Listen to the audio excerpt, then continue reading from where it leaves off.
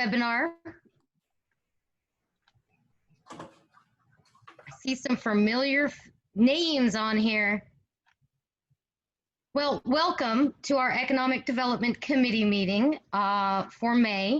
I am Sarah Pearson, the Executive Vice President with the Boca Chamber, and I am thrilled to have our speaker with us today.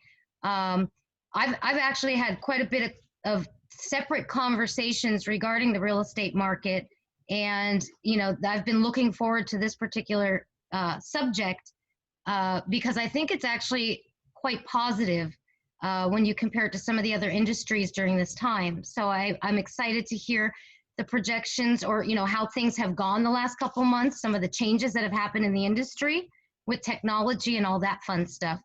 So first I want to pass it over to Sophia to give us a few housekeeping items as it relates to using Zoom. Hi everyone, happy Tuesday, welcome. Before we get started, I just wanted to say we will be recording this entire presentation. So after this is done, I'll send everyone a link to our YouTube playlist where it'll be available later this evening. We will also be doing questions, and the team will be monitoring those questions and asking them at the appropriate time. So to do that, if you go to the Q&A button at the bottom of your screen, your Zoom toolbar, click that, you can submit your questions. You can make them anonymous or keep your name in them, and then we will ask them. Thank you. Thank you. All right, so this is our Economic Development Committee meeting. We have these meetings once a month. They're always the third Tuesday of the month at 3 p.m. And we talk about things that are related to economic development. We work very closely with the Realtors Association. We work with Matthew Ledger, who represents them well when it comes to government relations. I'm hoping he's on this call, but he's been my friend. He's definitely been my support when it comes to the chamber creating our legislative agenda and making sure we have the voice of the realtors when we create that agenda. And he does a great job advocating for that industry. So I reached out to him. I said, who can you get from the association? And he said, well, Jarrod's our guy.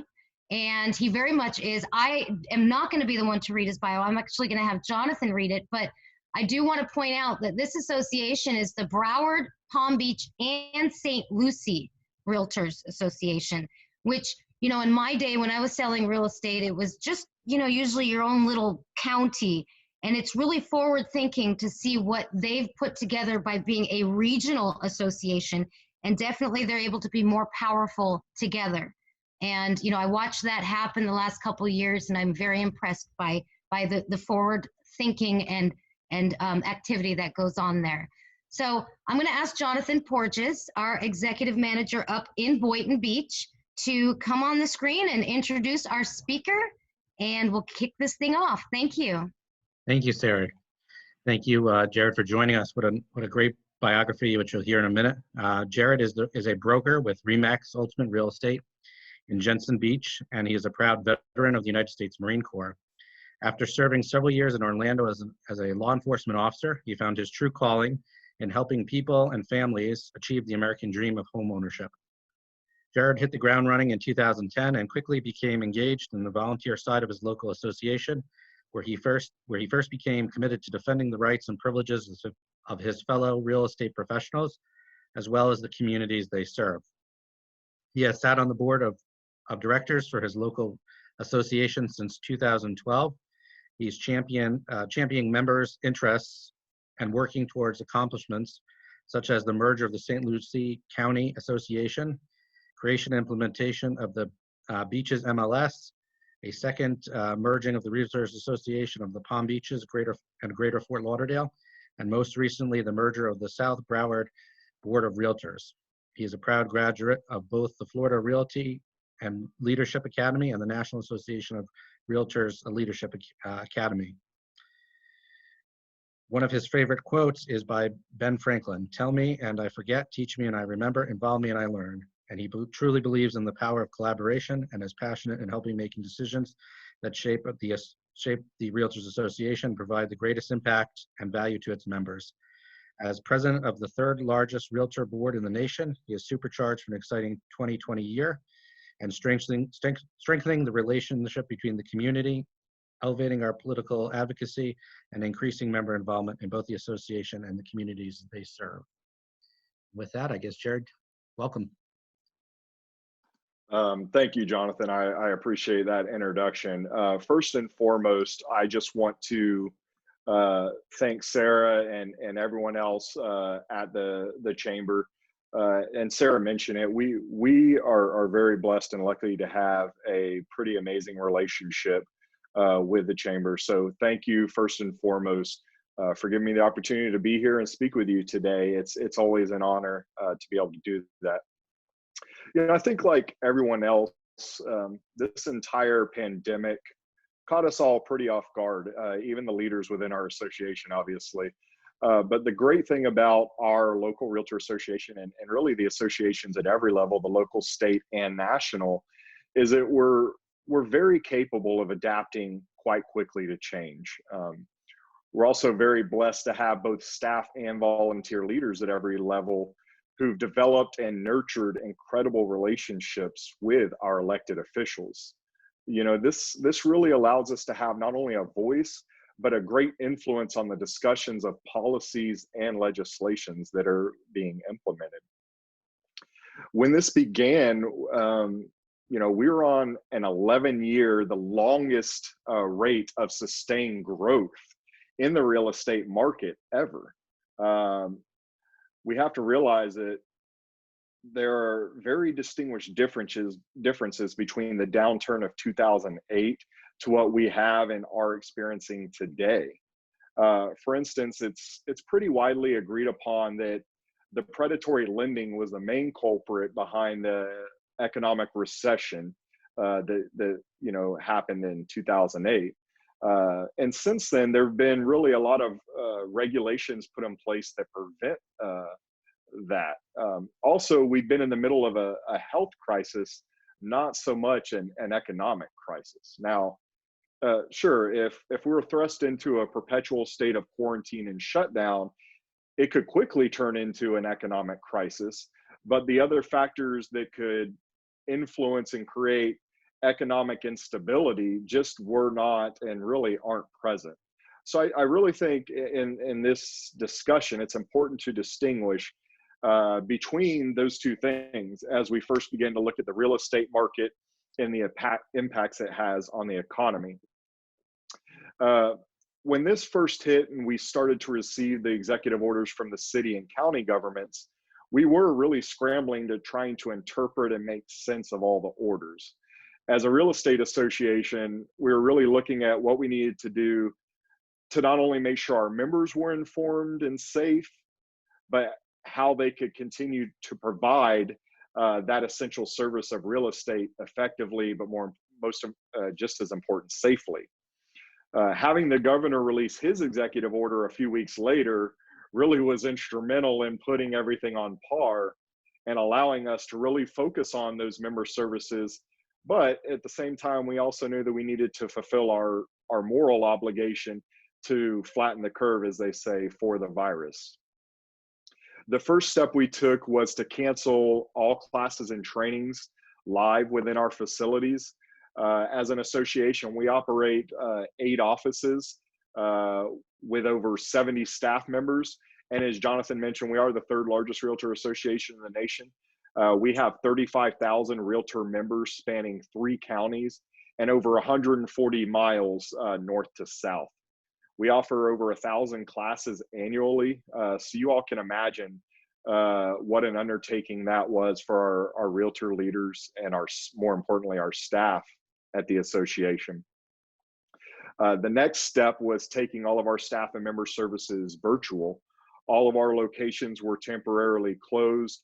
Our Broward offices were on March 18th.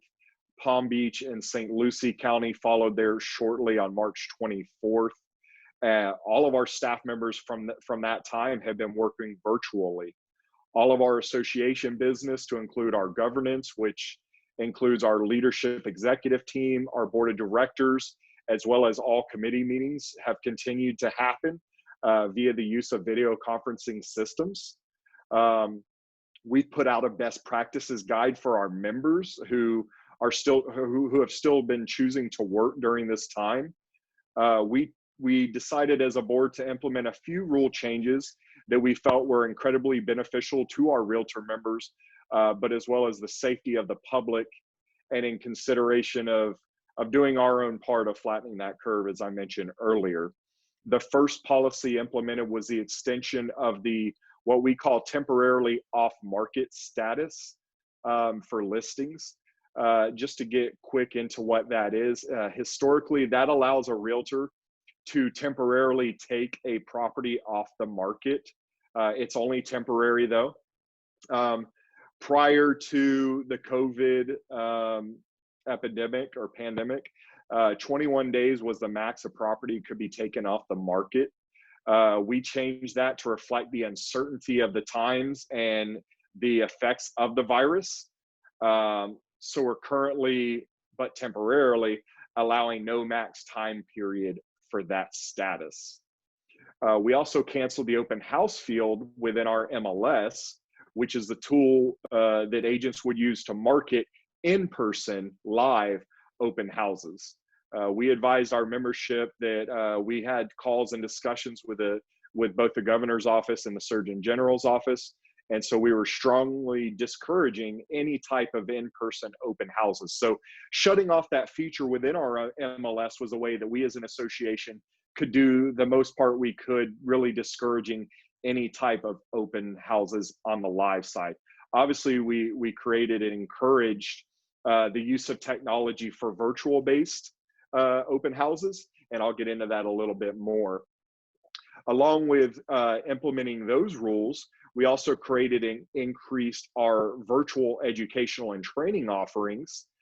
We've developed quite a robust online educational library, and we've also obviously been offering many of those live virtual classes and webinars as well. So that's a quick update on kind of the association business and kind of how we've adapted from that perspective. From a boots on the ground type perspective, I'm a military man, so I'll probably use a lot of those analogies. From a boots on the ground perspective, so as a realtor every day, as a practitioner, it's really business as possible, not business as usual. I think if I could accurately pinpoint actually maybe some positives that have come from the COVID pandemic, is that I would say that it comes in the way that we do business as realtors. This event has forced us to not only accept but widely adapt the use of newer and incredible technologies. We've seen firsthand that we can still do business just in a smarter, and I'd really venture to say a more efficient and successful way. I'll give you a for instance. Before COVID, the average realtor, maybe I have a buyer come, I'm not necessarily saying me, but the average realtor, I have a buyer coming into town to see properties this weekend. And over a 2-day period, I could very well schedule over 20 prospective properties that we're going to go look at before that buyer finds the one that they're looking for. What this has allowed us to do is really look at and use technology to really scrub that list down. We've created and started utilizing a lot more virtual and video tours. So that could help us. Maybe I have a buyer and I know my buyer has some specific wants and needs. We can look through these video and virtual tours, really scrub that list down to maybe a potential of 10, maybe even 5. So this is going to save us as realtors a lot of time. This saves our consumers, both the buyers and the sellers for preparing their property, cleaning and everything else, sanitizing. It saves them a lot of time. And just as importantly, it really minimizes that potential exposure of everyone involved. So I think that's a positive thing that's come from this. And I do expect that we will, for the foreseeable future, we're going to continue to utilize these technologies moving forward. So that's something I could say from a change that's come positive from the COVID events. So that's a down and dirty from the business perspective, and then just a little down and dirty of a boots on the ground approach for how we're doing business as realtors every single day. But enough about the business side, because I know most of you are here and would like to know about the numbers and the market. So let me just pull up my PowerPoint real quick. And I'm just going to screen share it real quick, so bear with me.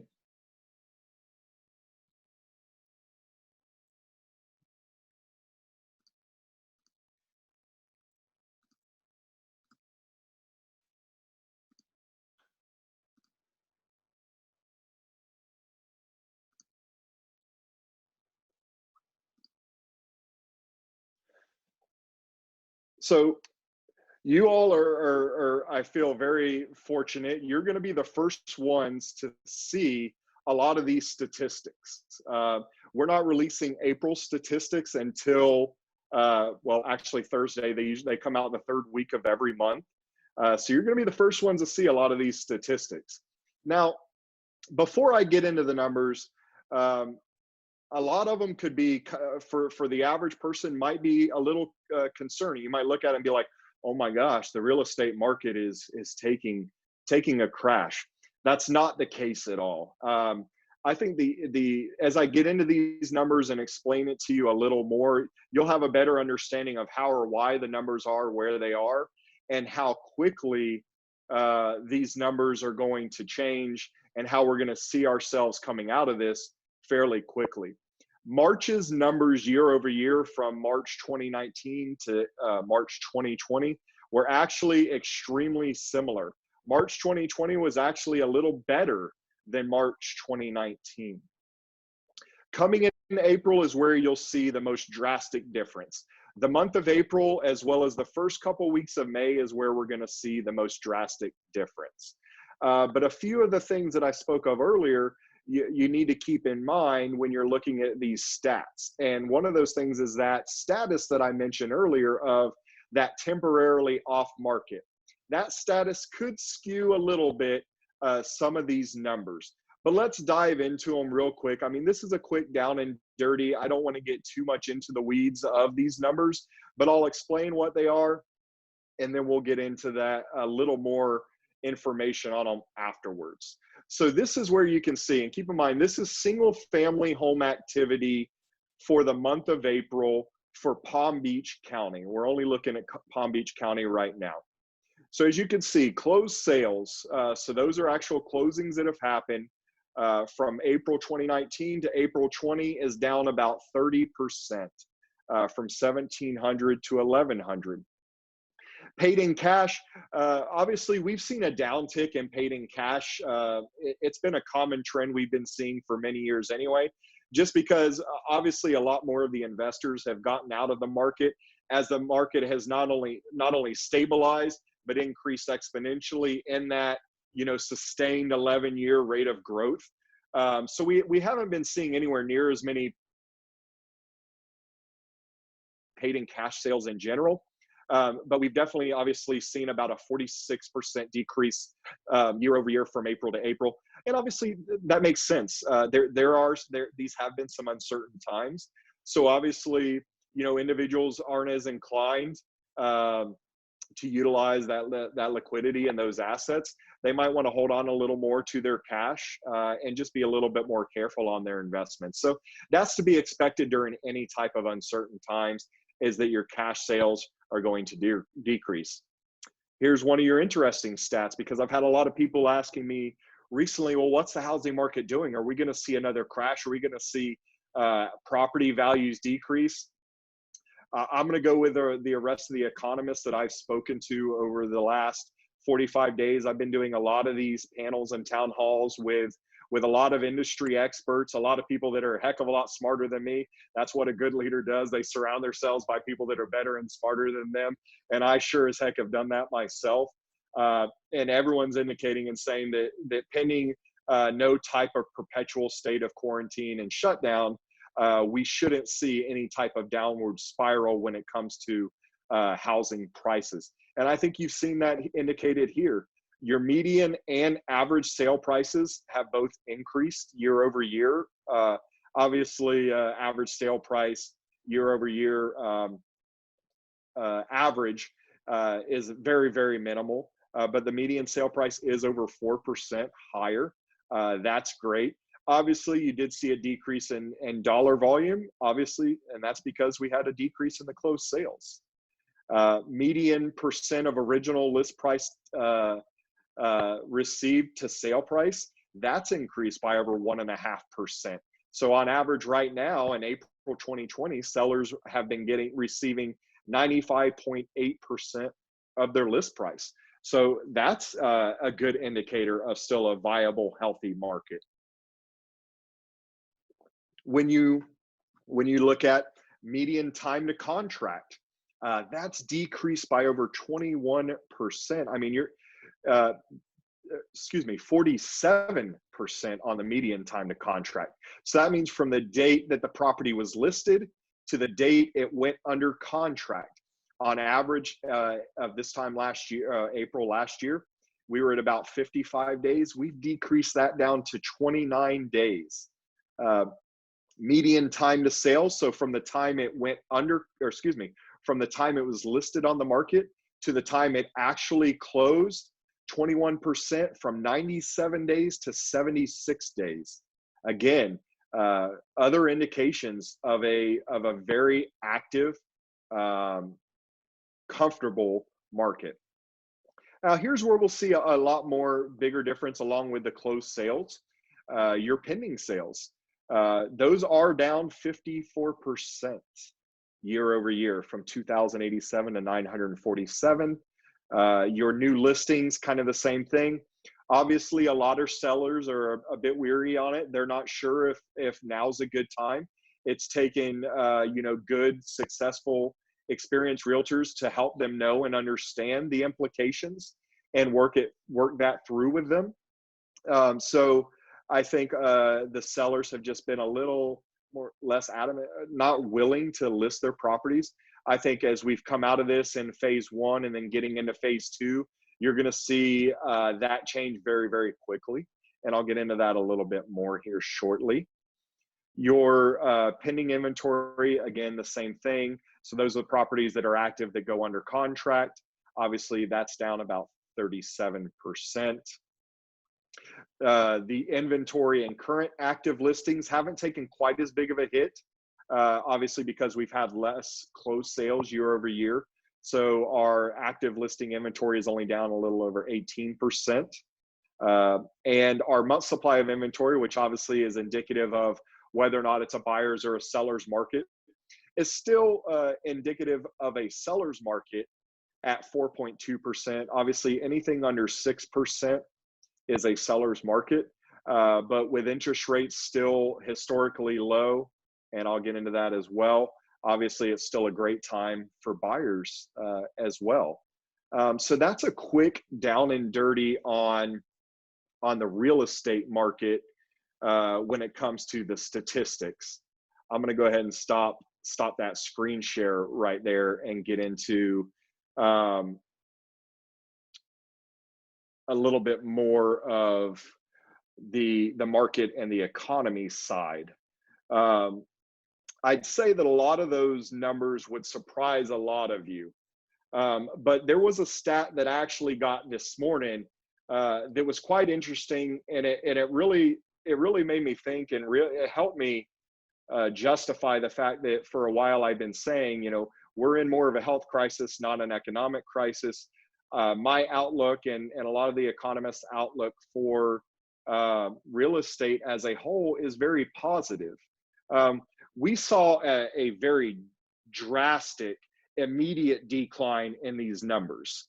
And the cause of it being the health crisis and the fact that there are still people out there with jobs, has made us realize that our recovery is going to be just as strong and just as quick.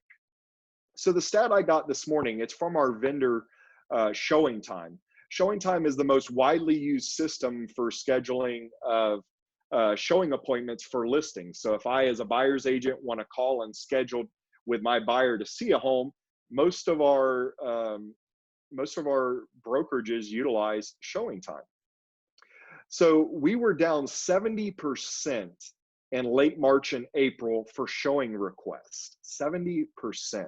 But as of this morning, right now, we're only behind, only 5% behind from last year, 5%. So we went from 70% in late March and April to only 5% behind last year. So the decline, like I said, was straight down. And I think we've already seen that the recovery has been straight up already in regards to the appointment requests. And I really think that that's truly a telling stat that the consumer confidence is already and is going to continue to rise at a very, very rapid pace. So personally, I'm excited as a daily practitioner. I think that creates some hope and confidence and maybe more of a comfortability factor from a consumer perspective for all of you that may be watching. So that's exciting. I mean, I'm very happy with that as well. Now, in regards to the economy itself, now I want to first throw out a caveat. I'm a realtor. I am by no means an economist. So what I'm reiterating, what I'm doing now is kind of just reiterating a lot of the ideas and concepts that have been presented to us from our state and national economists over the last 4 to 6 weeks. Also, I think it's just a bit too early to really speculate the long-term or even overall effects of the virus. I think some things to consider where we are right now. You look at the short-run price impact; it's just somewhat ambiguous. It really depends on which effect is stronger. If the demand falls more than supply, then obviously the prices will fall. If the supply falls more than demand, then the prices will rise. One way that demand may fall faster than supply is if more buyers immediately exit the market than sellers. We don't really anticipate and haven't seen any signs of that. And also, if you look at some sellers might just want to move their properties now. So they may stay in the market and sell at a lower price. If you look at the numbers I gave you for the month of April, year over year, the average and median sale price, that really doesn't indicate that homeowners are in a situation where they're panicking and really ready, willing, and able to really just do a fire sale and reduce the price. So we don't really anticipate any type of abnormalities to the market as people start to get back to work. Of course, if we thrust again into another wave of lockdown for an extended period of time, I think we could easily see that change for the worse. So as I mentioned before, we really don't anticipate that happening. So in regards to the recovery, I mean, it really hinges on, I'd say, 3 key factors. Keeping the credit markets and the financial system alive, which relates to monetary policy, keeping individuals and businesses afloat, which relates to fiscal policy, and then stopping the spread of the virus within the United States and within our local communities and state, which is obviously public health policy. The monetary policy response side, which is carried out by the Federal Reserve, they really came out with guns blazing. They dropped the Fed funds rate to 0. They were buying bonds and mortgage-backed securities to increase the liquidity. The general consensus among the macroeconomists is that the Fed has struck mostly the right notes. The financial system was relatively, and I would argue, in great condition coming into this event. Contrast to the last cycle when it caused a downturn. The Fed response rate was much quicker than the last cycle, and the interest rates should be kept very low for the duration of this event as well. From a fiscal policy response, which is developed by Congress and carried out at various levels of government, we've already seen several economic stimulus packages implemented equaling trillions of dollars in support going out. We've seen checks for and monetary amounts for everyone that meets the criteria and enhanced unemployment claims. We've seen help for small and large businesses. And so that's a good indication and signal that the government and the feds are ready, willing, and able to spend further and more if need be. The impact of this, I mean, it's a great idea. These ideas are great, but and I think this will resonate with a lot of us here on this call, being the fact that we live in the great state of Florida, is that there have been some bad implementation of this in some key areas that need to be really ironed out, and that needs to be done pretty expeditiously. As you all know, unfortunately, here in the state of Florida, we are really behind in not only the application process, but in the processing of a lot of these benefits.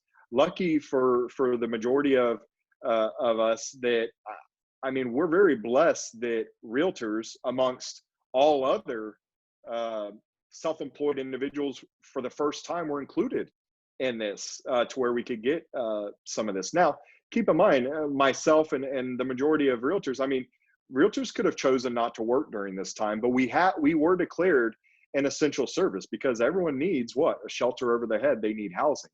So, I mean, we've been working throughout this entire situation, but there were realtors that maybe they thought they just weren't comfortable working. Maybe they had pre-existing conditions or immunodeficiencies that prevented them to.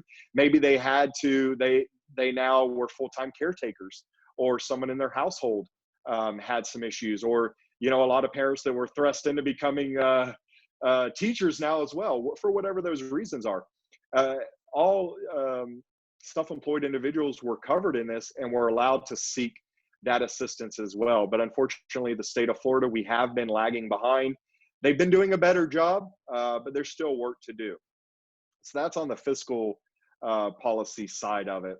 On the public health policy side, which is obviously overseen by the United States Public Health Service, which does include the CDC, you know, it's more of a question of when will the economic shutdown end? The guidance kind of keeps getting shifted further down the road. How much will the end of the shutdown matter? I think it's important to keep in mind, ending the economic shutdown doesn't actually determine when our economy comes back. The virus does. The bottom line is people want to feel safe.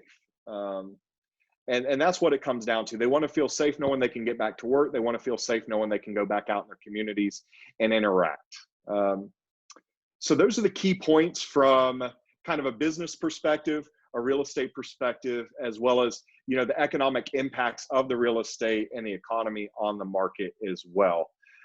That's really going to conclude my presentation, but I can take some questions if there are any, if we have time. I just want to reiterate what I said earlier. I am by no means an economist. I tend to speak more on the real estate side of the economy. So I'll do my best if there are any questions moving forward. We do have a question. So the first question is, well, I'm going to ask, because I'm going to ask my question first. When it comes to, you know, some new things that you guys are doing, I know you have the virtual open house week and things like that. Do you expect these things to continue even long after this pandemic? So, you know, some new best practices have been implemented, or? Absolutely, Sarah. Great question. And thank you for that question. Absolutely. I think, again, when I mentioned earlier, you know, and I'm a very optimistic type individual. I'm also a mentality type individual. When it comes to outlook, I try to spin things in the most positive way. I think, let me answer that with a quick analogy. I think a lot of times as human beings, we adapt a ostrich type mentality of, you know, when bad things happen, we tend to bury our heads in the sand and hope for the best. And I think a more proactive approach to dealing with any type of issues or experiences that we're going through and weathering, if we adapt a a herd mentality as a people and work together, collaborating and having a positive mindset, it's going to affect those of us that are around us. And I think that's what we've seen as realtors. I've been speaking to my colleagues and associates for these last 4 to 6 weeks, and what I can tell you from my own perspective, I've been selling properties left and right during this pandemic. A lot of my successful realtors that are able to adapt to these newer technologies have continued to be successful and busy during this pandemic. I completely and wholeheartedly expect a lot of these technologies. These aren't new technologies by any means, Sarah, and the folks watching. These aren't new. It's just unfortunately because we've been so complacent and comfortable doing business the way we have for so many years, we just haven't been as willing to adapt to a lot of those technologies. And when I say we, I mean the market, the realtors as a whole, maybe, or maybe it's not even as a larger contingency, but I do believe that a lot of these technologies and services and the way we are doing business are going to change forever. And I think that's a great thing, as I mentioned earlier, because that's going to allow all of us, from the realtor to, more importantly, the consumers we serve every single day, to do things safely, but more efficiently, more effectively, and more successfully. So I do absolutely anticipate and expect a lot of these changes to change and alter the landscape of how we do business every single day. Boy, you make me excited. I want to become a realtor myself. Hey, Okay, I'm excited. It's a difficult time for a lot of us, but we're all working together and making the best out of it. Well, I tell you, they're very lucky to have you as the president of the board, because very, very positive, very uplifting, and very knowledgeable about your industry. So Thank you. there's two questions that are very similar, so I'm going to bring them into one. Okay. And this is from the chairman of our government affairs committee, and it's what's interesting is this is a question I had as well. So we're thinking on the same lines here. Do you know where most new customers to our area are coming from? Like, is it the virus / high tax states, or South or Central America, or what other places? And are there any other key demographics that you look at, especially in the last few months? Great questions. Great questions. So keep in mind, there are still travel restrictions in place. So any of those individuals that are coming from those high impacted areas are required to self-quarantine, and there are travel restrictions in place. So let's focus and keep that in mind in this discussion. As always, coming into Florida, we're the epicenter of global real estate. People moving into Florida are from all over. Obviously, the rate of people coming into Florida over the past few months during COVID is nowhere near as great. I mean, it's been very, very minimal because we have these travel bans, and we've had these travel bans and restrictions in place. So during the COVID pandemic, you haven't had anywhere near as many individuals coming into Florida from outside of the state. The majority of all of which is why I think you've seen, as I indicated in a lot of the market statistics earlier, the reduction in the closed sales and all that. The majority of all those reductions have been due to the fact that we've had these bans in place and we haven't had the individuals coming in from out of state. So that's important to look at. I think the majority of the sales that we have been having are individuals that have and are already here, maybe relocating from within the state. So that's important. As far as people moving from outside of Florida in general, I mean, I can easily answer that. As most of you know, a lot of the people that come into Florida are transplants from the northeastern states. Your New York, your New Jersey, Pennsylvania's, the colder climate, Michigan's, those colder climate areas. Those are the individuals that generally move into Florida trying to escape those harsh winters. And we do anticipate, and not from a hazardous side, but actually from an exciting side, of a lot more individuals coming to relocate into Florida moving forward, maybe because they were just a little hesitant over the years of actually making the move. But this COVID event has really put them in a mindset of they're ready, willing, and able to make that change to get to the place they really want to be. Because I think we're going to see that this event is really going to change the perspective and mentality of a lot of people. And I don't mean that in a negative way.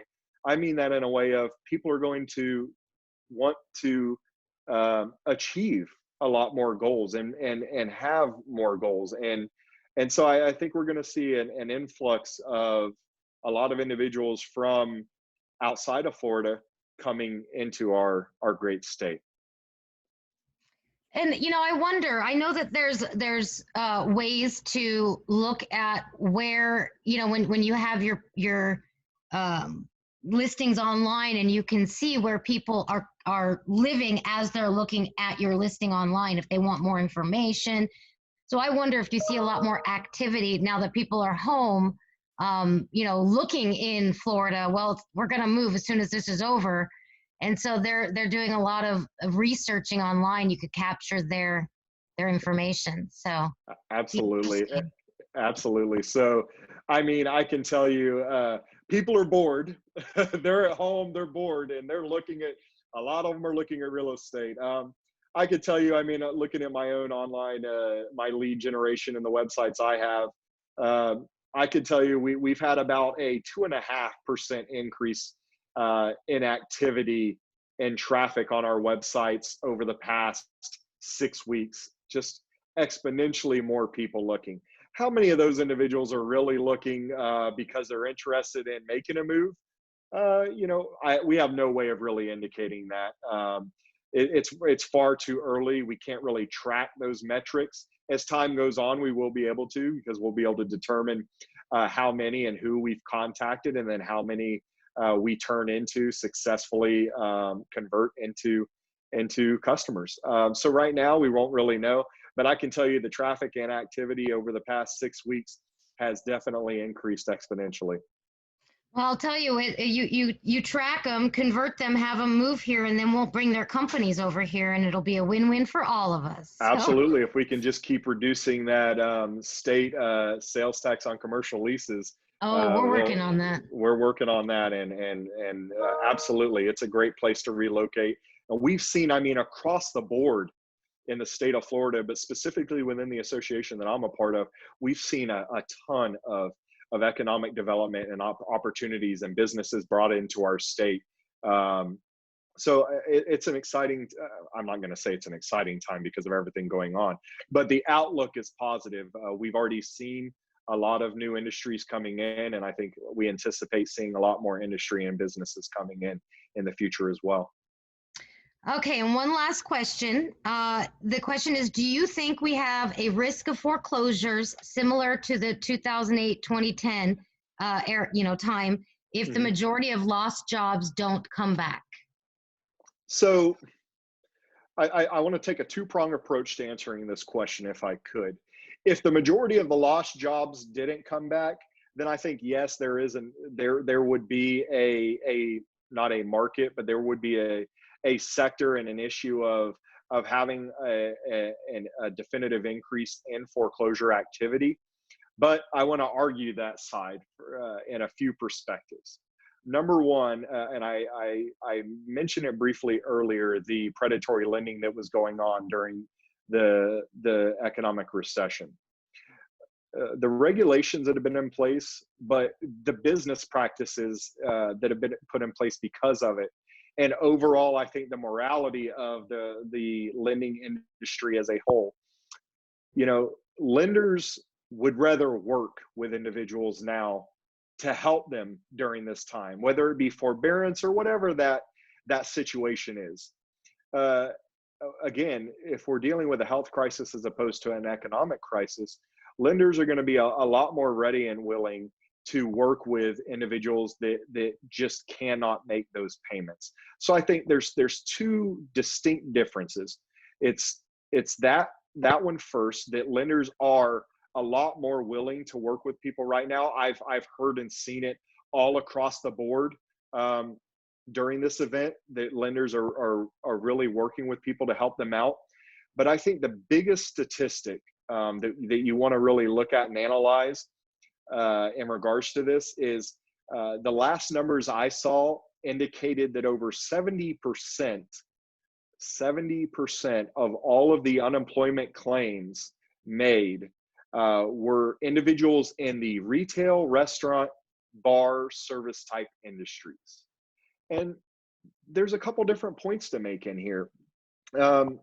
Two things. One, it's a statistic that the vast majority of individuals in those industries are renters as opposed to homeowners. That's the first part. The second, more important part that I think is great for everyone, especially those individuals in those industries, is that as we open back up, retail, restaurant, our favorite watering holes, those are jobs that people should be getting right back to work. So I think my hope, at least, and again, I'm not an economist, my hope and anticipation is that those individuals will get back to work, and we should not see any type of foreclosure or distressed market concerns in the foreseeable future. Wonderful. Wonderful. Okay, last call for questions. Before we wrap it up, you can just raise, I don't think you can raise your hand. That's not on this one. All right, well, I don't see any more questions. I do want to thank you for taking the time. You were full of knowledge, very positive. And again, this is a sector that we've heard positive things about. And I think that the more we talk about that with our peers and on social media and just really get it out there, because there's a lot of not positive things that are going around. And this is a great story. So I appreciate you sharing your knowledge. I appreciate you serving our military. I know that we kind of went through that quickly on the bio, but thank you for serving. And sure. I look forward to meeting you in person one day. I think we all do. And Absolutely. On behalf of our chair, Constance Scott, who is on here but is having challenges like I did this morning with my Zoom, we thank you very much and thank everyone here today. Absolutely. And thank you I just want to again thank you for not only putting this together so everyone can get the information, but more importantly, thank you for your relationships that we enjoy with you as an association. And thank you so much for allowing me to be here with you all today and present with you. And you just remember that we are all better together. And I hope for nothing, let's be kind to one another. And I wish nothing but health and happiness to everyone. Thank you so much. Why, thank you. And have a great afternoon. If there's Have a great anybody day. under 40 still on the call, we have our Pulse After Hours this afternoon. It's called the Not So Awkward Happy Hour. So join us if you'd like. It's on our calendar. And don't forget to download our app. Stay safe and stay healthy. Thank you very much.